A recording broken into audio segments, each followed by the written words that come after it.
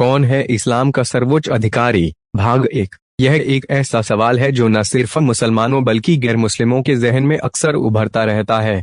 यह सवाल विवादित भी बहुत ज्यादा है, क्योंकि इसी सवाल पर इस्लाम कई फिरकों में विभाजित हो चुका है। पैगंबर मोहम्मद सल्लल्लाहु अलैहि वसल्लम के वक्त में निर्विवाद रूप से वही सर्वोच्च थे और अक्सर लोग उन्हें इस्लाम धर्म का संस्थापक भी समझते हैं। हालांकि यह एक गलत फहमी है, क्योंकि इस्लाम धर्म तो जमीन पर पहले इंसान हजरत आदम अलैहिस्सलाम के साथ ही उतर चुका था और वही इसके पहले नबी थे, जबकि पैगंबर मोहम्मद सल्लल्लाहु अलैहि वसल्लम इसके अंतिम नबी हुए हैं। यानी पैगंबर मोहम्मद सल्लल्लाहु अलैहि वसल्लम के साथ इस दीन की शरीयत मुकम्मल हो गई और अब इसमें आगे कोई भी परिवर्तन नहीं होना है।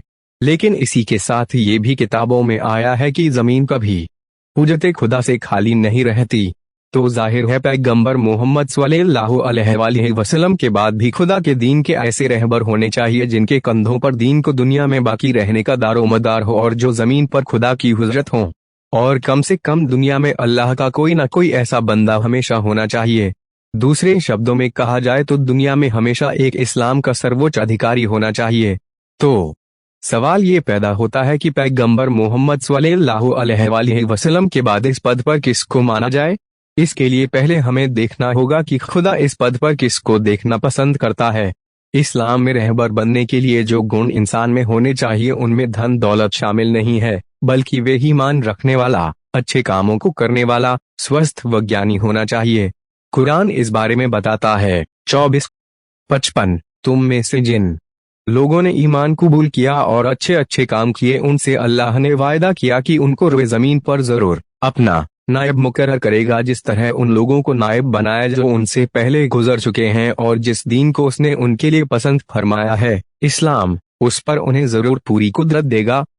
247 और उनके नबी ने उनसे कहा कि बेशक अल्लाह ने तुम्हारी दरख्वास्त के मुताबिक तालूत को तुम्हारा बादशाह मुकर्रर किया। तब कहने लगे उसकी हुकूमत हम पर क्यों कर हो सकती है, हालांकि सल्तनत के हकदार उससे ज्यादा तो हम हैं, क्योंकि उसे तो माल के इतिबार से भी खुशहाली तक नसीब नहीं। नबी ने कहा अल्लाह ने उसे तुम पर फजीलत दी है और माल में न सही मगर इल्म और जिस्म की ताकत तो उसको अल्लाह ने ज्यादा अता की है। बात करें अगर पैगंबर मोहम्मद सल्लल्लाहु अलैहि वसल्लम के बाद अरब के शासकों की, तो वे दुनियावी शासक थे। निसंदेह उन्होंने अच्छे काम भी किए और इंसानी कमजोरियां भी उनके अंदर रहीं।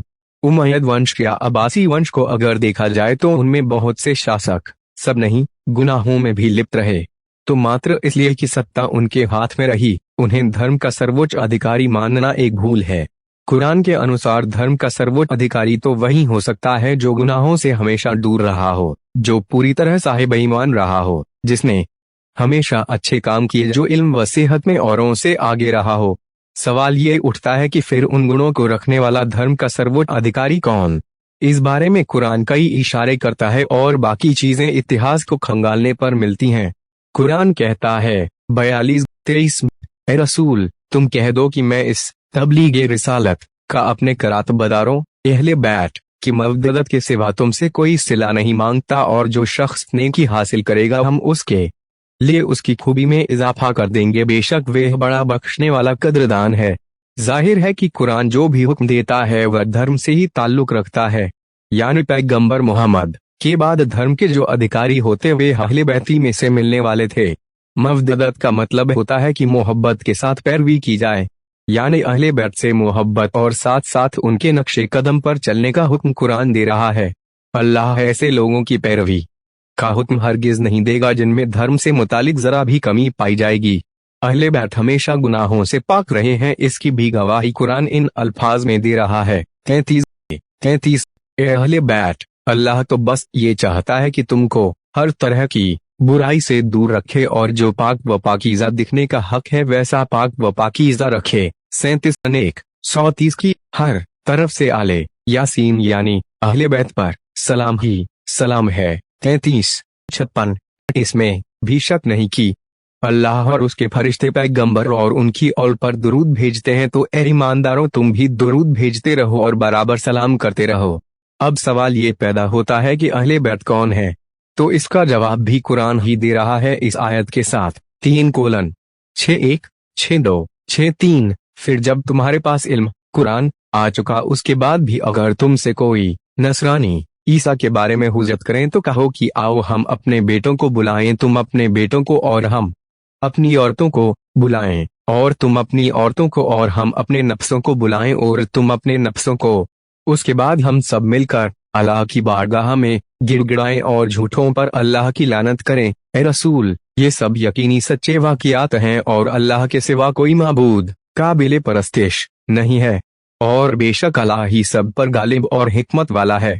यह आयत उस वक्त नाजिल हुई थी जब ईसाई पैगंबर मोहम्मद सल्लल्लाहु अलैहि वसल्लम से हजरत ईसा अलैहिस्सलाम के खुदा का बेटा होने पर बहस कर रहे थे। उस वक्त खुदा ने कहा कि दोनों अपने अपने घर वालों यानी अहले बैत को लेकर आए और झूठों पर लानत करें।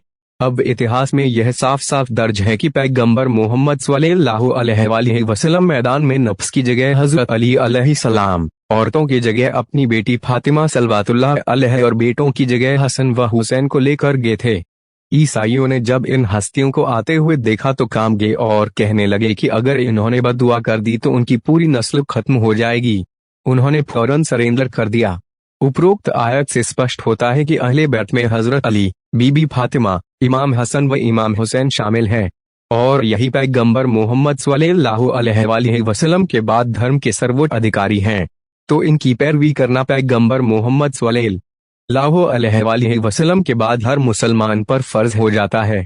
जैसा कि कुरान कहता है 5:55, ए ईमानदारों, तुम्हारे मालिक सरपरस्त तो बस यही है अल्लाह और उसका रसूल, और वे हम मोमिनीन जो पाबंदी से नमाज अदा करते हैं और हालत रुकू में ज़कात देते हैं। 5:56, और जिस शख्स ने अल्लाह और रसूल और उन्हीं ईमानदारों को अपना सरपरस्त बनाया तो अल्लाह के लश्कर में आ गया, और इसमें तो शक नहीं कि अल्लाह ही का लश्कर गलिब रहता है। 4:59, ए ईमानदारों, अल्लाह की इताअत करो और रसूल की, और जो तुम्हें से साहिबाने अम्र हो उनकी इताअत करो।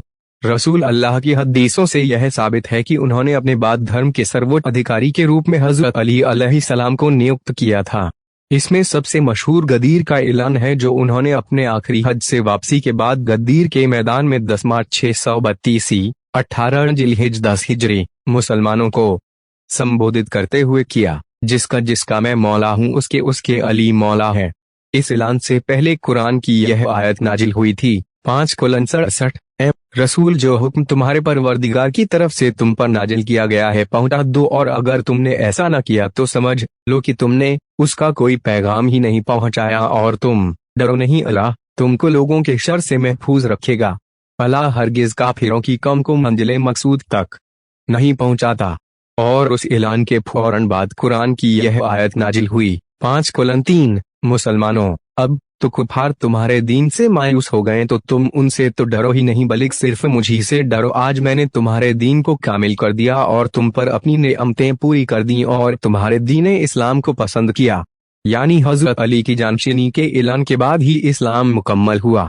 उपरोक्त घटना को कम से कम 110 पैगंबर मोहम्मद सल्लल्लाहु अलैहि वसल्लम के सहाबियों ने बयान किया है जो उस समय मौजूद थे। गदीर में उपरोक्त ऐलान के अलावा एक और ऐलान भी हुआ था कि मैं तुम्हारे बीच 2 चीजें छोड़कर जा रहा हूँ, कुरान और अहले बैत।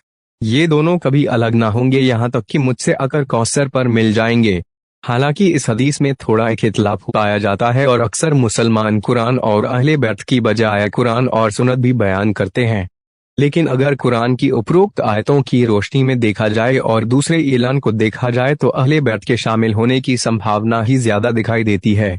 इससे ये साबित हो जाता है कि रसूल के बाद धर्म के सर्वोच्च अधिकारी का पद अल्लाह ने अहले बैत को ही दिया। इतिहास का कोई पन्ना अहले बैत में से किसी को कोई गलत कदम उठाते हुए नहीं दिखाता, जो कि धर्म के सर्वोच्च अधिकारी का गुण है। यहाँ तक कि जो राशिदून खलीफा हुए हैं उन्होंने भी धर्म से संबंधित मामलों में अहले बैत व खास तौर से हजरत अली अलैहिस्सलाम से ही मदद ली।